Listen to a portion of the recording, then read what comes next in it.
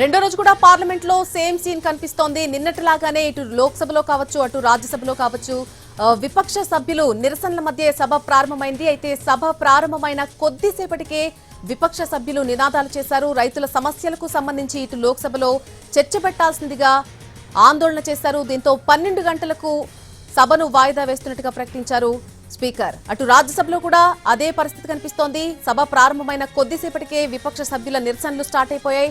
దాంతో రాజ్యసభను కూడా వాయిదా వేయడం జరిగింది.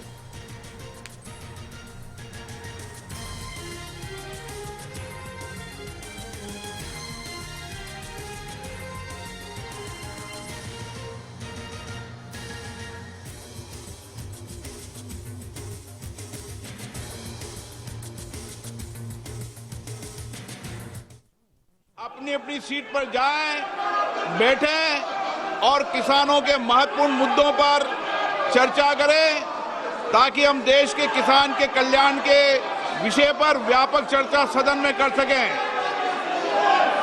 माननीय सदस्यगण, ये सदन चर्चा संवाद के लिए नारेबाजी के लिए नहीं है। आप सदन की मर्यादा को बना करके तख्तियां लेकर मैं अलाउ नहीं करूंगा। सदन की कार्रवाई आज 12 बजे तक के लिए स्थगित की जाती है। मेरा आप सबसे आग्रह है, अपनी अपनी सीट पर जाएं, बैठें और किसानों के महत्वपूर्ण मुद्दों पर चर्चा करें ताकि हम देश के किसान के कल्याण के विषय पर व्यापक चर्चा सदन में कर सकें। माननीय सदस्यगण, ये सदन चर्चा संवाद के लिए नारेबाजी के लिए नहीं है। आप सदन की मर्यादा को बना करके तख्तियां लेकर मैं अलाउ नहीं करूंगा। सदन की कार्रवाई आज 12 बजे तक के लिए स्थगित की जाती है। Inordinate delay in publishing ASI Khizadi report and its implication for scientific transparency.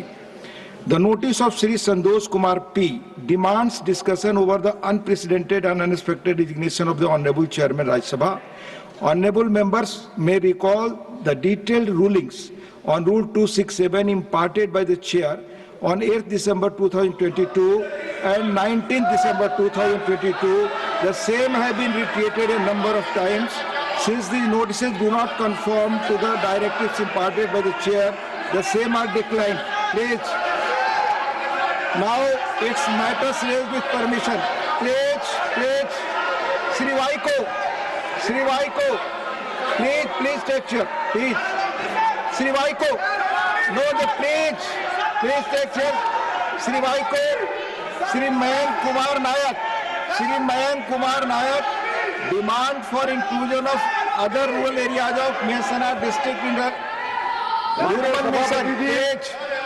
माननीय प्रधानमंत्री नरेंद्र मोदी जी मेरे मेहसाना जिले में केवल एक क्लस्टर रुर्बन के अंदर में मेहसाना जी स्वीकृत किया नेटवर्क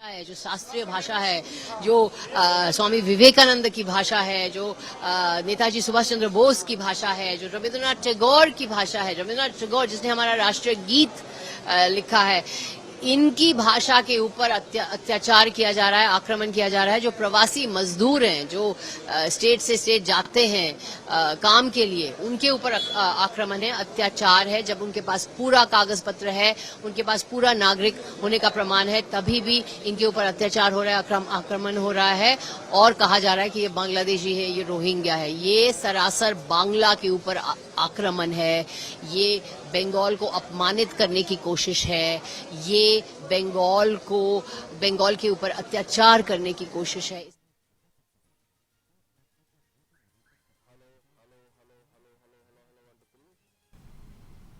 పార్లమెంట్ ఉభయ సభల్లో రెండో రోజు కూడా గందరగోళం తలెత్తింది.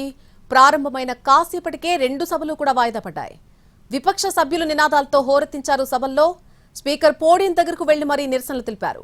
ఎలాంటి చర్చకైనా సిద్ధమని ఒకవైపు ప్రభుత్వం చెప్తూనే ఉంది. అయినా సరే విపక్ష సభ్యులు పట్టించుకోలేదు. సభా మర్యాదలు నిబంధనలు పాటించాలని సభాపతులు కోరినా సరే విపక్ష సభ్యులు వినిపించుకోలేదు.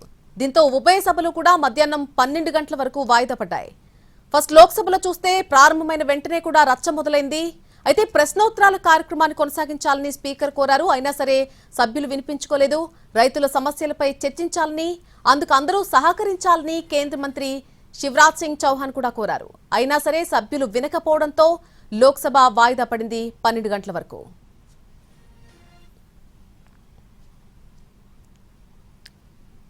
ఇక సభల వాయిదాకి సంబంధించి పూర్తి అప్డేట్ మా ప్రతినిధి రాజు అందిస్తారు ఢిల్లీ నుంచి. రాజు, 2 సభలు కూడా వాయిదా పడ్డాయి. వాయిదా తీర్మానాలకు సంబంధించి చర్చకు ప్రతిపక్షాలు పట్టుబడుతూ ఉన్నాయి.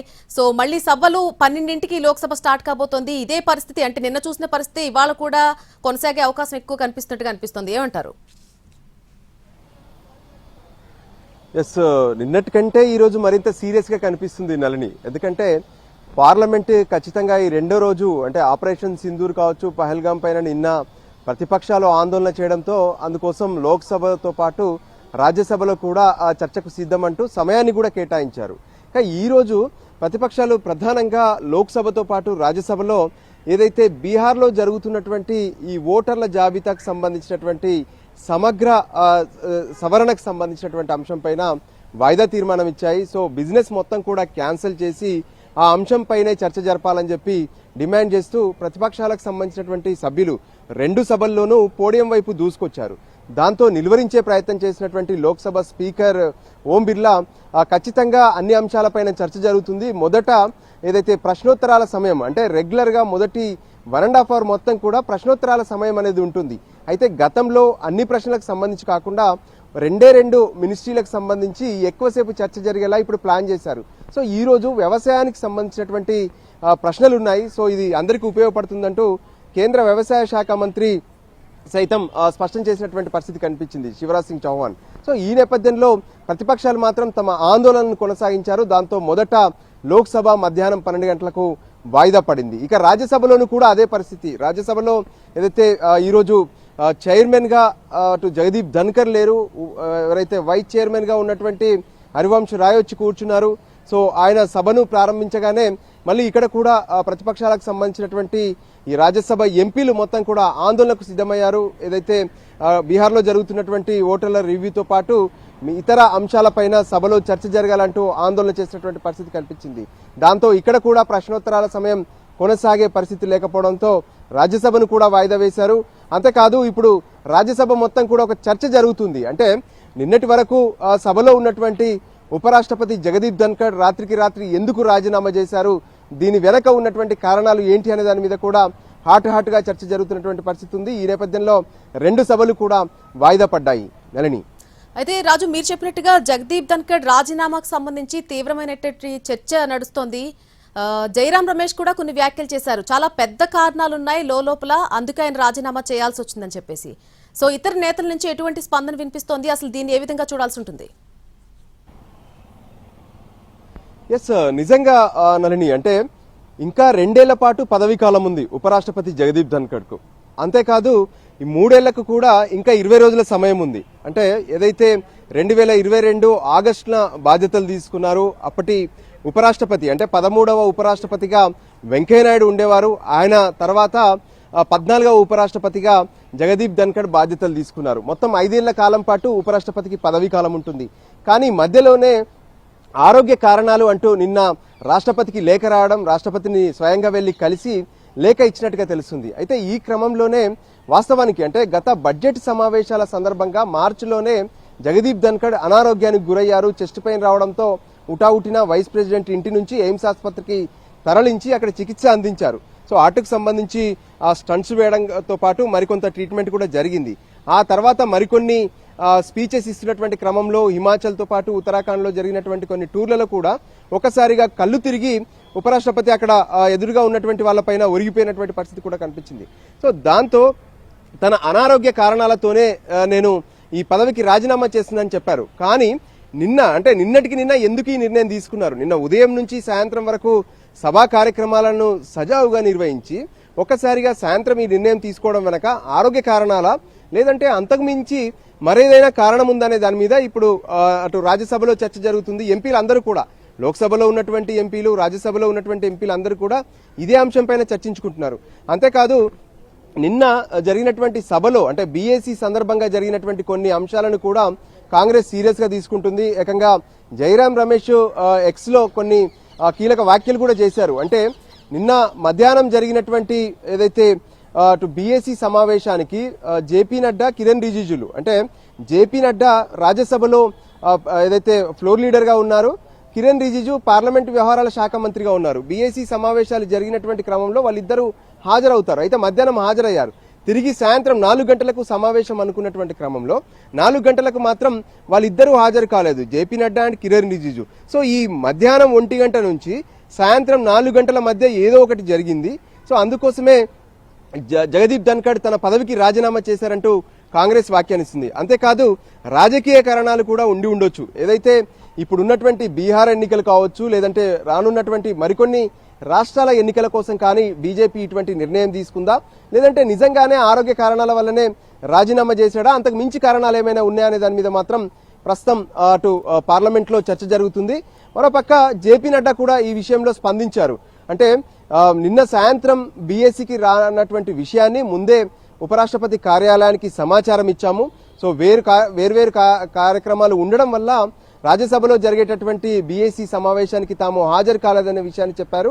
ఆరోగ్య కారణాల వల్ల మాత్రమే ఉపరాష్ట్రపతి పదవికి జగదీప్ ధన్ఖడ్ రాజీనామా చేశారనే విషయాన్ని కూడా జేపీ నడ్డా చెప్తున్నప్పటికీ కూడా ప్రతిపక్షాలు మాత్రం ఖచ్చితంగా ఈ విషయంలో మరెన్నో కారణాలు ఉండి ఉంటాయనే విషయాన్ని పదే పదే చర్చకు తీసుకువస్తున్నారు. Nalini. Right Raju, thank you for the